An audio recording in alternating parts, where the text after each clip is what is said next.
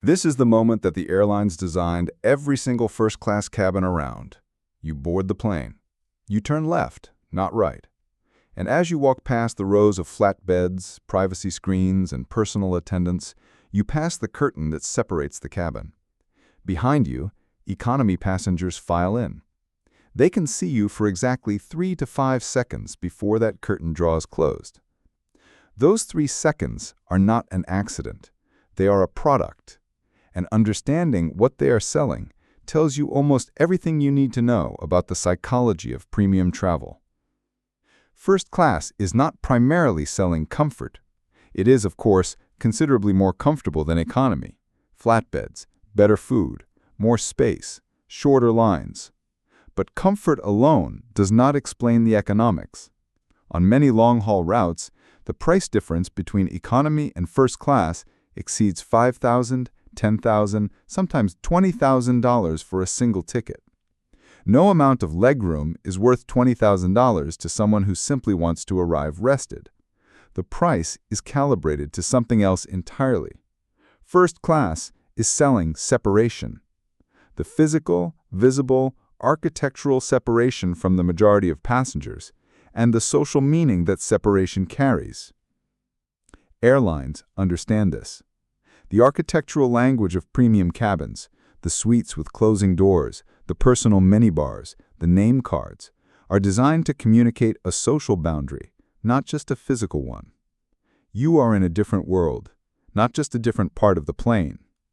And crucially, that separation is witnessed by economy passengers boarding past you, by the differential service you receive throughout the flight, by the priority lane at immigration, the separate baggage belt, the private terminal in some airports.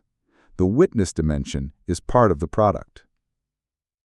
Airlines have spent decades engineering the sensory and psychological experience of premium travel. The separate boarding process begins the separation early.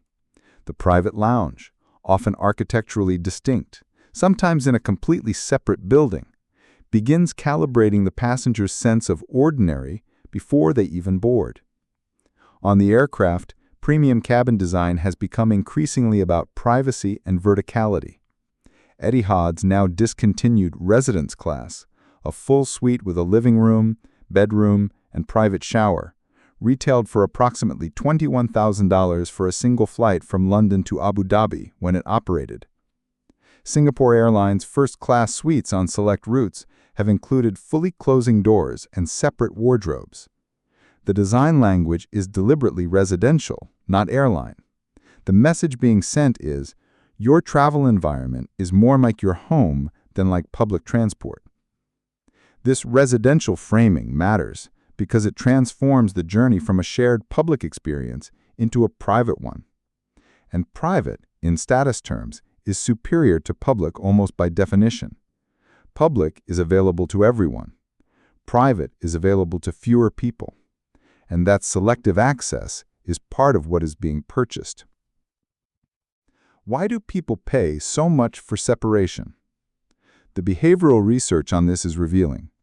A 2011 study by researchers at Harvard Business School found that first-class seating in an aircraft cabin made economy passengers more likely to behave rudely and aggressively, a phenomenon they called air raid. The presence of a first-class section did not merely represent inequality, it visibly reminded economy passengers of it with every boarding.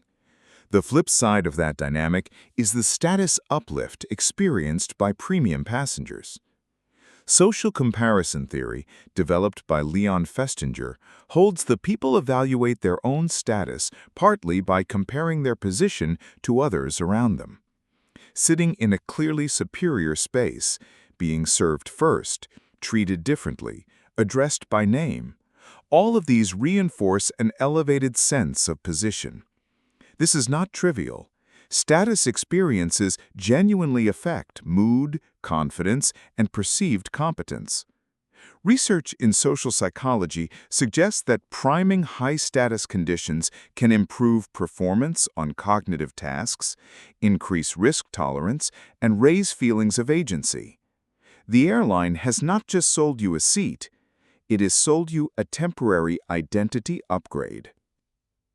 One of the more interesting dimensions of first-class psychology is the role of corporate travel. A significant proportion of first and business class seats are booked through corporate accounts, companies paying for senior executives to travel in premium cabins. This creates a legitimized institutional framework for status consumption that removes much of the personal guilt around it. When a company pays for the upgrade, the passenger is not indulging a personal desire for status. They are occupying a position that has been officially recognized as appropriate for their role. The company has externalized the status signal on the employee's behalf. This also functions as a talent retention and compensation signal. Elite professional services firms, investment banks, management consultancies, large law firms use premium travel policies as visible parts of their compensation narrative. The upgrade is a performance of organizational care, not just a travel preference. The first-class seat is doing double duty, signaling status both internally to the employee who occupies it and externally to clients and counterparts who observe the firm's standards.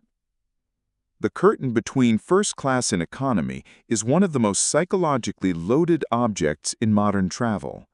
On one side, a world designed to make you feel that separation, privacy, and personal service are your natural environment. On the other, a reminder, 3 seconds long, of what the default world looks like. Neither side of that curtain is selling transportation. The economy ticket is selling access to a destination. The first-class ticket is selling something much harder to put a price on: the temporary, witnessed, architecturally reinforced feeling of being above average. That feeling costs more than $20,000 on some routes, and for the people who buy it, the price is not the point. Subscribe to Status Theory for weekly decodes of the hidden psychology behind wealth, taste, and the spaces designed to make you feel it.